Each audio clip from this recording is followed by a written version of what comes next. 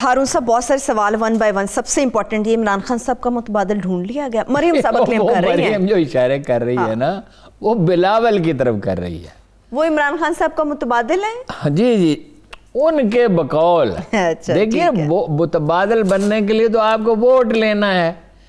ان مائی ہمبل personal opinion Bilawal میں وہ ingredients ہی نہیں ہیں جو پاپولیرٹی کے لیے ہوتے ہیں. اچھا دیکھیے سردار عبدالقیوم خان ایک سیاستدان تھے آزاد کشمیر کے. سادہ لباس پہنتے تھے, سادہ سی جیکٹ پہنے رکھتے تھے, مگر ان کی شخصیت میں بڑی کشش تھی.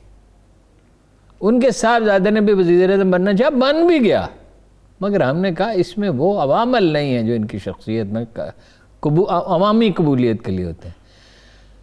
میاں محمد اظہر کے لیے میں نے اسی طرح اسٹرگل کی جس طرح عمران خان کے لیے کی تھی ایک سٹیج پہ, اور میری بات سنی بھی گئی, نام بھی تجویز ہو گیا, اور لوگ بھی شامل تھے. میں اکیلا تو نہیں تھا, اکیلا آدمی کیا کر سکتا ہے.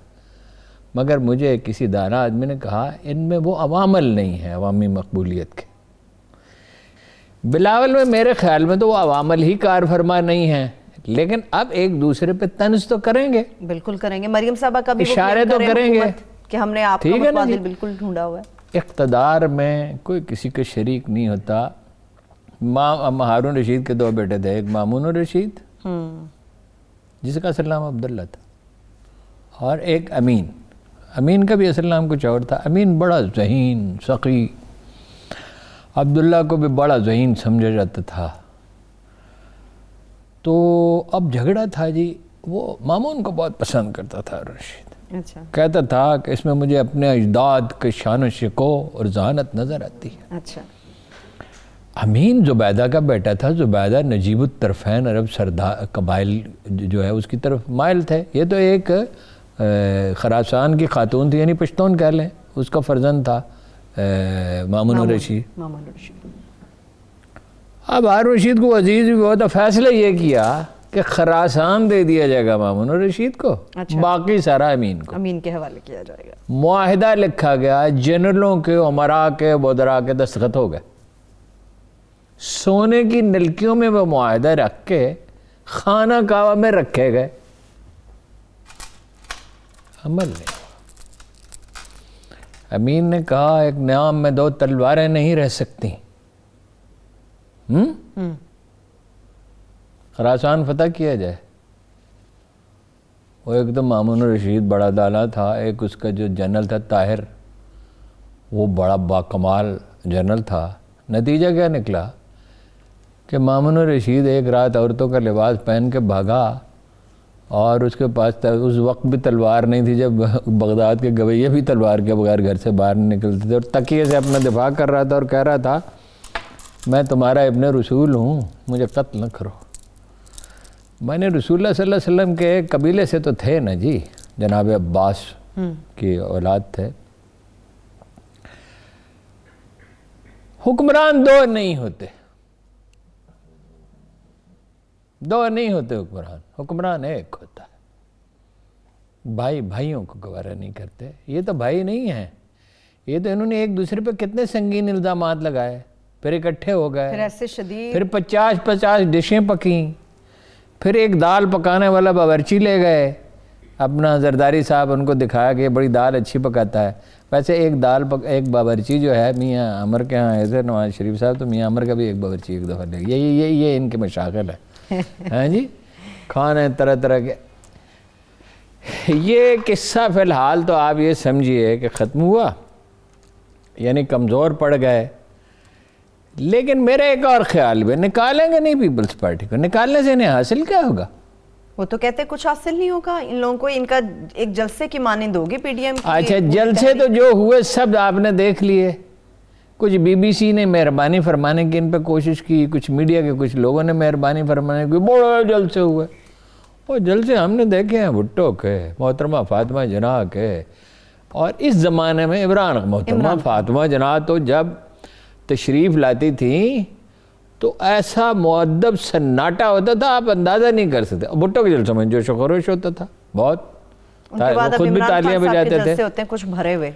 اس کے بعد اگر کسی نے جلسے کیے تو عمران خان, نواز شریف کے بعد جلسے بھی بہت بڑے ہوئے تھے جب وہ نکلے تھے پیپلز پارٹی کے خلاف، اس لیے کہ اس وقت ڈیوائیڈ تھی بھٹو اینٹی بھٹو ہوئے تھے جلسے اس وقت، بہت مجھے یاد ہے اس میں مینار پاکستان بہت بڑا جلسہ ہوا تھا، لیکن یہ تو نہیں کر سکے، اس لیے نہیں کہ عمران خان نے بڑے کارنامے انجام دیے ہیں، کرزمیٹک تو وہ ہے، ابھی تک امید ٹوٹی نہیں ہے بعض لوگوں کی، ورکر اس کے پرجوش ہیں، اس کے کارکن نکل آتے ہیں نا، ان کے تو ورکر پرجوش ہوئی نہیں تو ورکر بنائے ہی نہیں۔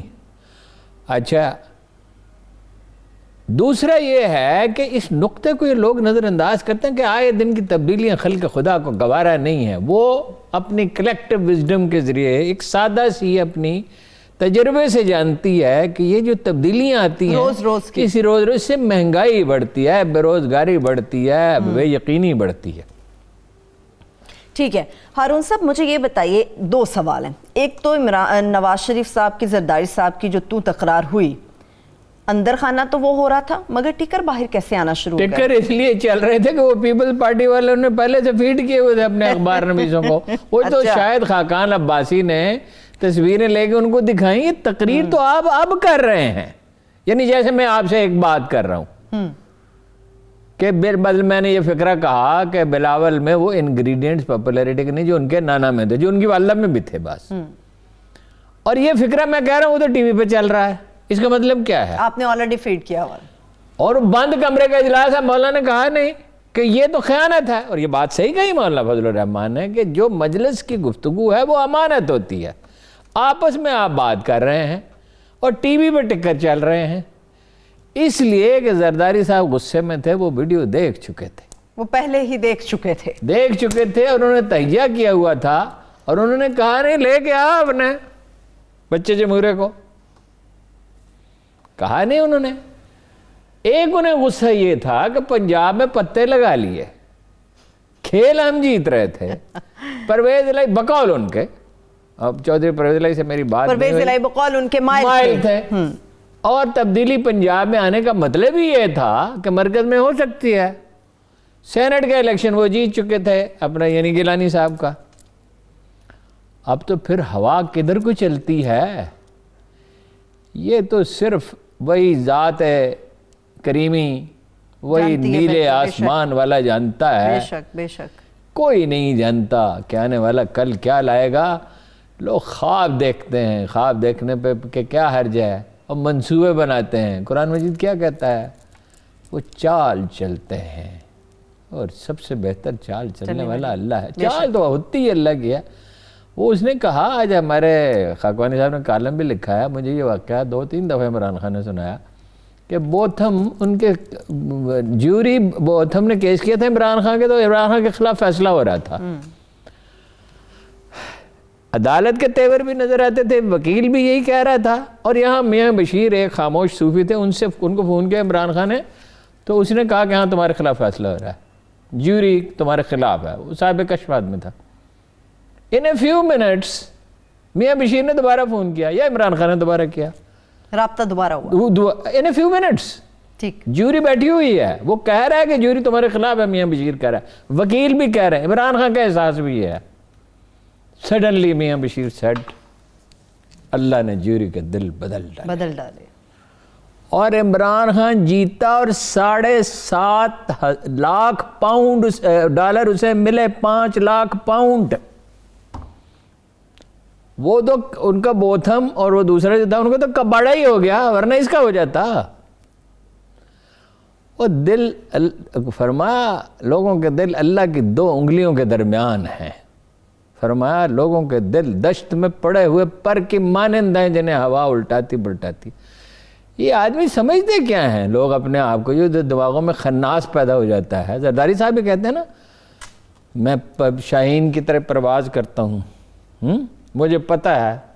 ایک دفعہ انہوں نے ایک چیف آف آرمی اسٹاف کو فون کیا، ہی ہمسیلف ٹولڈ می کہ مجھے 1 گھنٹہ 20 منٹ لیکچر دیتا رہے، جس کا خلاصہ یہ تھا کہ میں آنے والے واقعات کو پہلے سے پریڈکٹ کر دیتا ہوں۔